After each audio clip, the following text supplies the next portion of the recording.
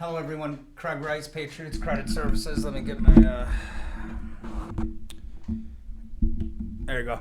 All right. So today I want to talk to you a little bit about some changes that's been going on in the credit repair industry. So this isn't something that just started. This is something that's been going on, and actually, there's lawsuits right now against Lexington Law, CreditRepair.com, and different companies. There's some companies that got shut down, like Key Credit Repair and others. Um, but what I need to do to educate everybody is actually first let you know that if you're a loan officer or realtor, your license is in jeopardy. Okay, um, and that's due to who you're sending your files to for credit repair services. So let me paint the picture for you. And some of you loan officers and realtors will know and understand. This is actually a great thing. Um, Not that your license could be in jeopardy. Of course, that's not a great thing. But I'll explain different things about how, at the end here, this will be about 10 minutes or so, to give you a good understanding, and paint a picture of, since, 2006 or 7. Um, and let me first let how I know this, and my experience with this is, in 1997, 1998 is the time of when I started doing credit repair, but first had my insurance license with um, Illinois Department of Financial Professional Regulations. Okay. The company that same year that I was with started doing mortgages. At that time, you didn't need to be licensed, right? So at that time, we moved into the mortgages and started closing home loans. It was a great thing. I got, and I was started doing credit repair and all that stuff to help my clients and whatnot. Um, and that's how I got into the industry that led up to now. Um, but I was really good at mortgages. I was really good at fixing credit. I was really good at helping other loan officers in the office and different locations, help their clients. So, anyways, you didn't have to be licensed all the way up to 2006, 7, and 8 when they really started pushing it. And if you were working for a mortgage company, you had to get your 031 in the state of Illinois, an 031 licensed loan originator, but you had to first have a background check, right? You also had to know your calculations. You were tested on that, marketing, legal, all these different things, right? Um, and why they did that was because so many homeowners were being taken advantage of years before I got into the industry, right? And actually, when I got into the industry, it wasn't really a great thing to be a loan officer or a mortgage broker or what, because they were known to have a bad name. The word broker, people are still afraid of that. But if the company or loan officer was doing correctly and being compliant with the law, as of those 6, 07, and 08, and now, then you had nothing to worry about. The reason why they pulled that out, the Federal Trade Commission, now Consumer Financial Protection Bureau, which is part of the Federal Trade Commission. The reason why they did that is get rid of the bad apples, and this is good news. That was good news, and that needed to be done because the industry got so big and it got so large at that time in a short amount of time, and it needed to be regulated. You got the mortgage brokers associations, you got the realtors association. Now you have the National Association of Credit Service Organizations, NACSO, right? That's to regulate credit repair organizations or companies. So going backwards to 2007 and 8 roughly, a lot of people couldn't pass the test. I know people it took over 10 times to pass the test. It took me the second time I finally passed it. Not finally, but on the second time. The first time I thought, hey, I could pass this, flying colors. I failed. And I had to go back to the books. I had to then within that same week, I actually took it again. I think it was about a week. And I passed it. So I was fine. But I was still fixing credit years before that, close to 10 years before that. But it took out all the bad apples. So then during the subprime market collapse and everybody that was in the mortgage industry and as a realtor in different industries, that it had actually personally affected them as well. They started taking advantage of homeowners and consumers out there that were in foreclosure, had to max out their credit cards, fell into debt, whether it's student loan, credit card, anything, loans. There were deceptive companies out there taking advantage of them, right? They were basically, making them pay money, and the results weren't happening that they promised. So in 2011, Federal Trade Commission has a trick bag and pulled out a trick, and these trick bags are great.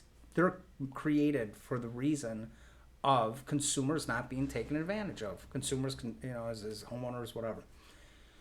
So they nailed down something called the TSR, which is a telemarketing sales rule, not an act, but it's still there, the Federal Trade Commission, to pull out and use it in the court of law. So what they said is, listen, debt settlement companies, which is debt negotiators, all that stuff, dealing with debt, you still are a debt settlement company.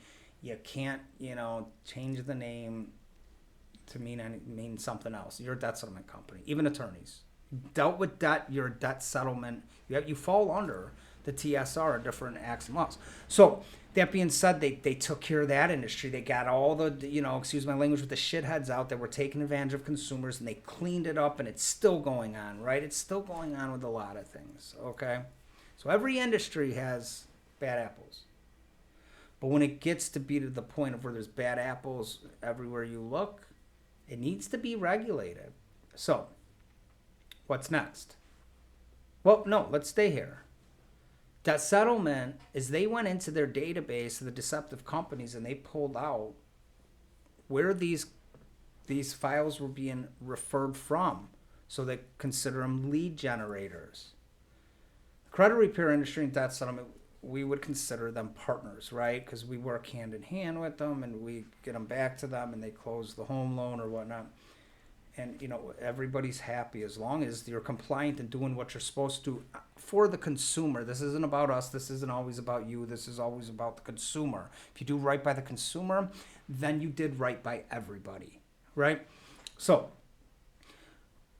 they went into the databases and they started finding out who's sending the files over. Now, all these people that are licensed in a professional industry were at risk of losing their license. Some did. Many did. That being said, now it's the credit repair organization. Why?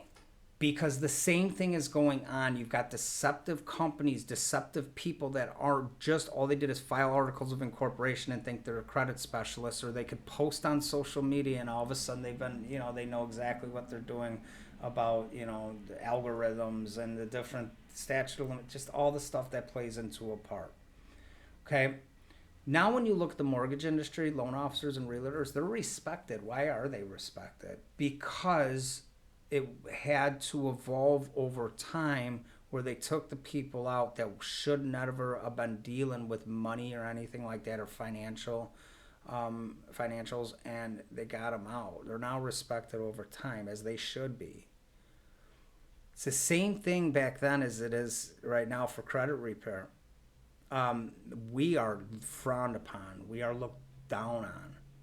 And I get it, and I understand it. And we don't like them either, Again, I myself have been doing this for 24 years. You don't wake up in the morning and say, hey, I'm going to be a credit specialist. There's a lot of, there's certifications. You got to have a $100,000 certi bond. You got to be registered with the state government, all that good stuff. But why are they doing this? They're doing this because it needs to be done, because people are being taken advantage of, and there's a lot of companies that are being taken down and have been being taken down. Lexington Law is in court right now. They've got good arguments though. They got really good arguments. Like I said, creditrepair.com. They're Lexington Law 2017. They have one in 2019. I think there's another one coming up or something like that. But anyways, I don't know the dates exactly and the exacts of the case because I'm not an attorney. But I know through National Association of Credit Service Organization, another non-for-profit company which backs up consumers, but also the Credit Repair Organization. It called OCAM, OCAAM. So they are the ones who say, listen, credit repair organization, you better become compliant, and we're going to check all your documents. We're going to check your state regulations. We're going to check to make sure that you're following the Credit Repair Organization Act. All this stuff to make sure. So let's go back. The debt settlement industry, how they got rid of so many of the bad apples was by saying, hey, in the TSR, the rule, you can't get paid for 6 months. 6 months. Which is a great thing. Why? Because if you're a fly-by-night company or a company just trying to make money, you don't have an office, or you don't have your bylaws. You're not an S corp or a C corp or an LLC. Or you don't have an attorney. You don't have all that stuff that businesses should have. Then you shouldn't be in business. For one, if you don't have 6 months of working capital or expenses to saved up, or in an account or an encumbered loan or whatever the case may be, to be able to continue keeping your doors open, pay your employees and all that stuff, then you shouldn't be a business. You should probably save up money or start over in a way to do it correctly this time. So again, that's the same thing they're doing with the credit repair industry. So where does this affect the realtors, lead generators, the loan officers and everything? Is because they're taking down the companies now, and if you have referred clients to them, you are a target. So what they're doing is they're either finding, or they're taking the license, the way they're doing different things. So you as a professional license holder need to do your due diligence on the company. Now, I'm not telling you this. This is the law telling you this. This is them saying that if you are going to send a consumer over to a company, then you need to know who you're sending it to.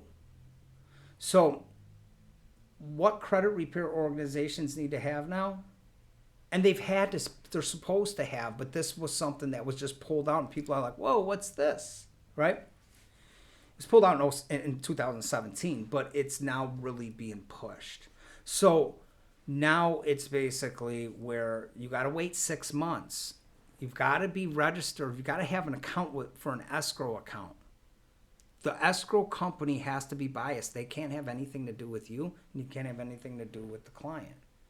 It's up to the contract to determine if the promise results, which is a conflict to the Credit Repair Organization Act, which is in court. But if you say this is what we're going to do, after that's done, you get paid 6 months after that.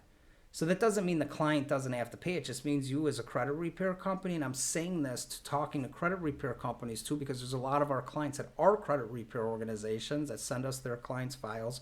We do the work, and the results appear to be you, but it's us, which is okay. That's called outsourcing services, completely legal. It is not illegal. So, it basically, you need to be approved through an escrow company. They don't run the credit most, but to not touch the money, then they're biased, and then they basically make a decision after the 6 months rule to release the funds or not. So there's companies out there, and I don't want to say their name, but they're trying to get around this, find loopholes. Oh, if I become a non-for-profit and I do this and I could do that if I'm an attorney. No, okay? You actually have to be a non-for-profit organization.